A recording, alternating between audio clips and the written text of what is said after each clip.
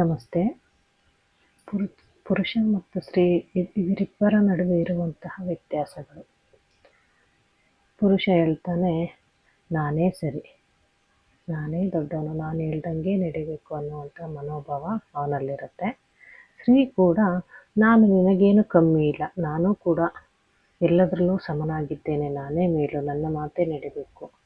ಈ ರೀತಿಯ ಗಂಡ ಹೆಂಡತಿಯ ನಡುವೆ ಜಗಳ ಸ್ಟಾರ್ಟ್ ಆಗೋದು. ನಾನೇಕೆ ಈ ಕೆಲಸ ಮಾಡಲಿ, ನೀನು ಮಾಡು, ನಾನೇಕೆ ಈ ಕೆಲಸ ಮಾಡಲಿ, ನೀನು ಮಾಡಿ. ಗಂಡ ಹೆಂಡತಿಗೆ ಹೇಳೋದಾಗಿರ್ಬೋದು, ಹೆಂಡತಿ ಗಂಡಂಗೆ ಹೇಳೋದಾಗಿರ್ಬೋದು. ಈ ರೀತಿಯ ಮನೋಭಾವನೆ ಪ್ರತಿಯೊಬ್ಬ ವ್ಯಕ್ತಿಯಲ್ಲಿಯೂ ಶುರುವಾದಾಗ ಮನೆ ಸಂಸಾರ ಸುಖ ಆಗಿರಲ್ಲ, ಸಂಕಷ್ಟದಲ್ಲೇ ಮುಳುಗ್ತಾ ಇರುತ್ತೆ. ಇದಿಷ್ಟೇ ಈಗೋಯಿಂದಲೇ ಎಷ್ಟೋ ಜೀವಗಳು ಬಲಿಯಾಗಿದೆ. ಈ ರೀತಿ ಸಮಸ್ಯೆ ಆಗಬಾರ್ದು ಅಂದರೆ ನಾನು ಎನ್ನುವಂತಹ ಅಹಂಕಾರವನ್ನು ಬಿಡಬೇಕು.